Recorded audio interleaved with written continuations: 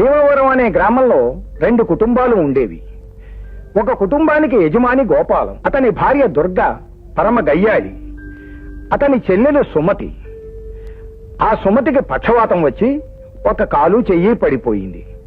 గయ్యాలైన దుర్గ ఆ సుమతిని నానా హింసలు. 2వ కుటుంబానికి యజమాని పరమానందం అనే వ్యాపారస్తుడు. అతని భార్య పేరు కామాక్షి, అందగత్తే, అమాయకురాలు. ఆ భార్యాభర్తలిద్దరూ ఆ కామాక్షిదేవినే నమ్మి పూజిస్తూ ఉండేవారు. వారి ఇంటి ప్రక్కనే కోకో శెట్టి అనే కోకల కోటి శెట్టి ఉండేవాడు. అతడు శ్రీలోలుడు. పక్కింటి కామాక్షి మీద కన్ను వేశాడు.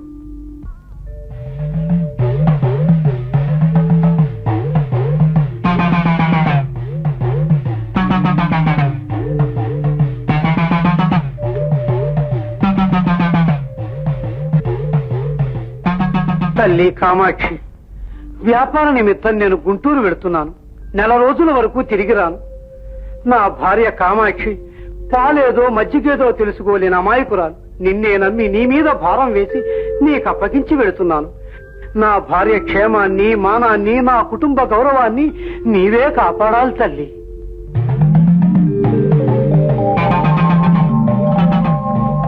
వెళ్ళొస్తాను కామాక్షి. క్షేమంగా వెళ్ళిరండి.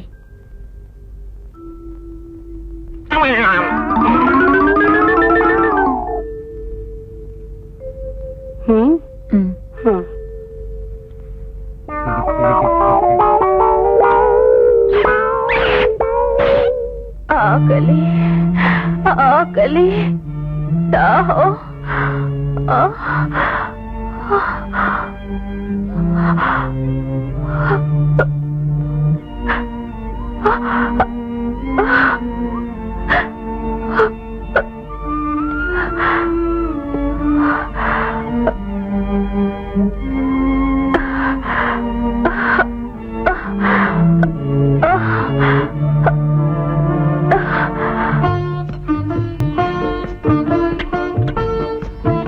దుర్గా, సుమతికి భోజనం పెట్టావా?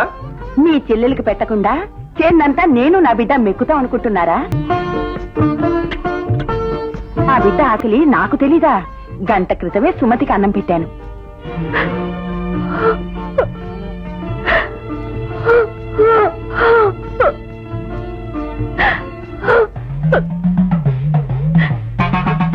తల్లి కామాక్షి, చిన్నతనం నుంచి నిన్నే నమ్ముకుని సేవిస్తున్నాను. ఏ దేనురాలిని కరుణించవా తల్లి? ఇంకా ఎంతకాలం ఈ హింస అనుభవించాలమ్మా?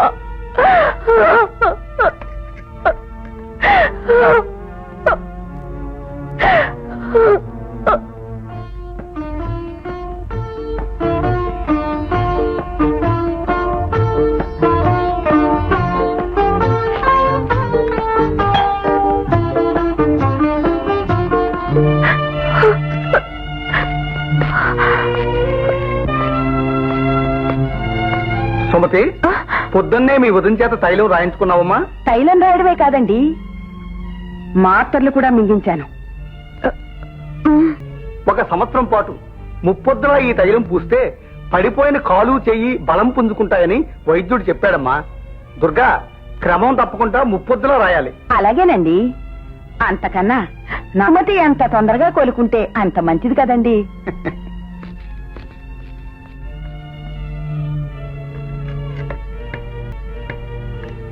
వదినా, ఆకలేస్తోంది, అన్నం పెట్టు.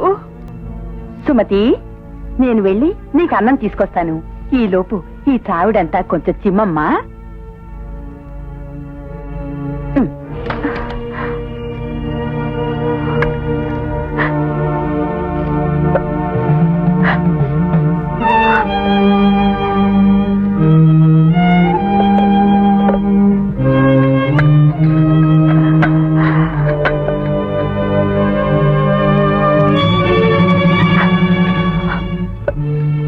అన్నంలో చీవలున్నాయి వదినా. మంచిదే కదమ్మా. చీవలు అన్నం తింటే ఒళ్ళు నొప్పులు పోతాయని వైద్యుడు చెప్పాడు. తిను తిను. అమ్మా, నువ్వు తల్లొప్పి అంటావుగా, బొద్దింకలు తింటే తల్లొప్పి పోతుందని మా మాస్టర్ చెప్పారు. మరి నువ్వు తిండారు? ఎవరికెప్పుడు ఏది ప్రాప్తమో అది తినక తప్పదే తల్లి. రా పోదాం.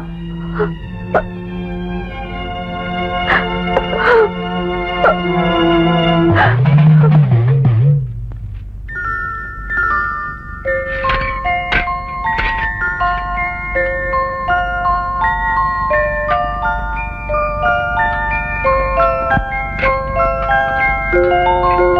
అమ్మా కామాక్షి, ఇంత చిన్న వయసులో పక్షవాతం రావడానికి నేనేం పాపం చేశానమ్మా?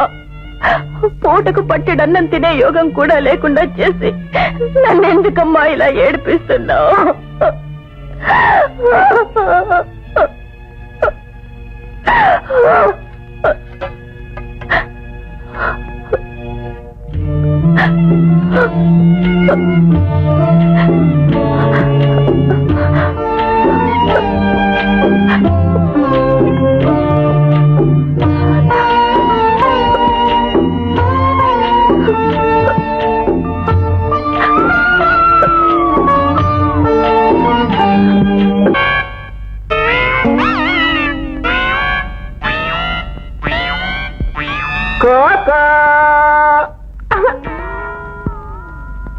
ఓ కోకో శెట్టి గారా, రండి రండి. నేనే కామాక్షి. ఏడి మీ ఆయన కనిపించడా? ఇంట్లో లేడా? లేరండి, గుంటూరు వెళ్ళారు. గుంటూరు లేడా? చాలా సంతోషం. కొత్త రకం చీరలు వచ్చాయి, చూపించనా? మీరు చూపిస్తానంటే ఎదుగుతుండండి. ఈ చీర ప్రేమనగర్ లో వాణిశ్రీ కట్టిన చీర.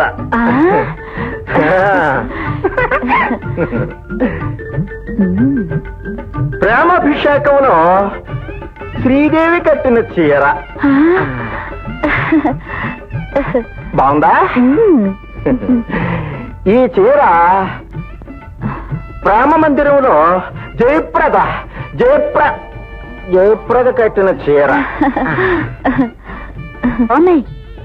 దగ్గర మెరిసిపోతున్నాయి కదా. ఈ చీర ఎంత శెట్టి గారు? ఎంతోనా? 1000. ఇది అదే 1001 రూపాయి. ఇదేంటండి? అదే అది 1500. అమ్మో, ఏ మాకంత శక్తి లేదండి. శక్తి లేదా? నేను ఇస్తాగా.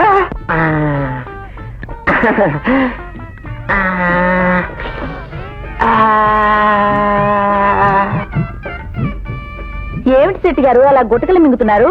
దాహం వేస్తుందా? ఎక్కిలు కూడా వచ్చేస్తాయి. కామాక్షి, నీ చక్కని చేత్తో ఓ గ్లాసుడు చిక్కని మజ్జిగ తెచ్చి పెడతావా? ఇప్పుడే తెస్తానుండండి. కామాక్షి, ఆ మజ్జిగలో ఉప్పేసి కొత్తిమీరేసి పచ్చిమిరకాయ ముక్కలు కోసేసి అల్లం ముక్కలు నరికి ముక్కలేసి నిమ్మకాయ పిండేసి తీసుకురా. కామాక్షి, కలిపేసి గిలకెట్టేసి తెచ్చావనుకో భలే మజాగా ఉంటది. తెస్తానుండండి. ఆహా, కామాక్షి నాకు ఒంటరిగా దొరికింది. ఎంతకాలంగానో తీరని నా కోరిక ఈవేళ తీర్చుకుంటాను. మనసారా మజా చేసుకుంటాను.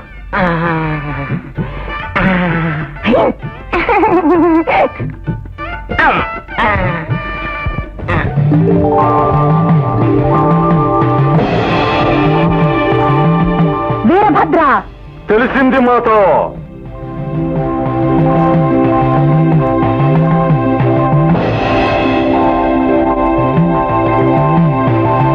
కామాక్షి రాగానే కవ్విస్తా, కౌగిలిస్తా. చచ్చాడా దేవుడా? కొంప తీసి కామాక్షి మొగుడుగా నా గుంటూరు నుంచి తిరిగి వచ్చాడా?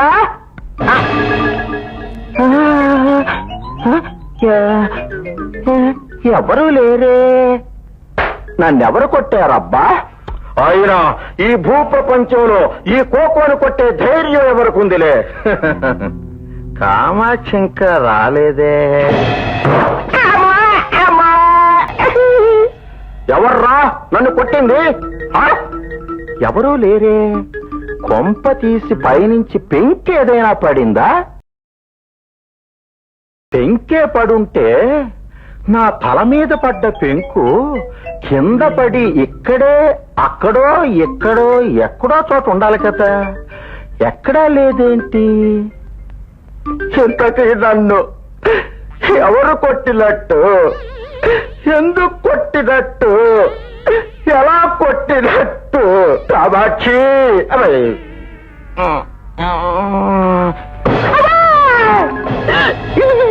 ఈ దెబ్బ మనిషి కొట్టిన దెబ్బ కాదు.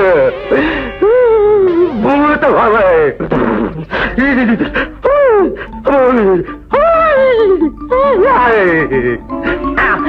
అమ్మోయ్ అమ్మోయ్ అమ్మోయ్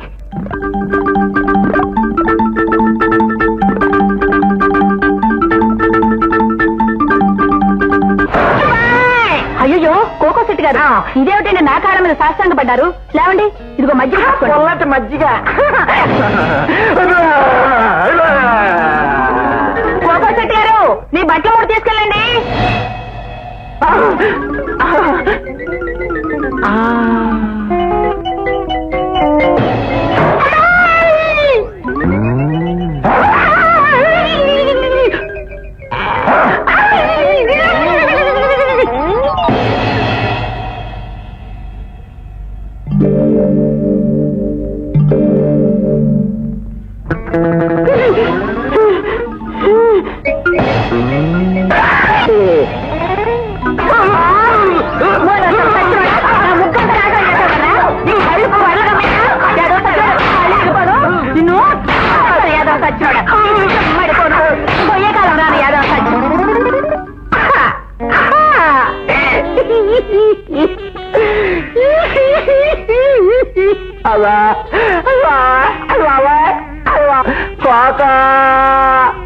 నీకు ఈ దెబ్బలు ఎప్పుడు తప్పు తీరా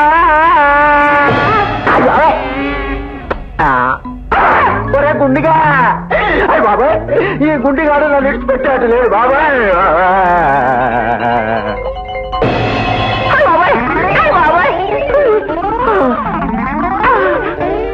అమ్మాయి అమ్మాయి అమ్మాయి అమ్మయ్యా ఇప్పుడు మనలో కొట్టడానికి ఏ గుండుగాడు లేడు సచ్చి బతికినంత సంతోషంగా ఉంది ఈడెవరు ఉక్కు పిండమని ఆ గుండుగాడు భయపడి పారిపోయి ఉంటాడు కదా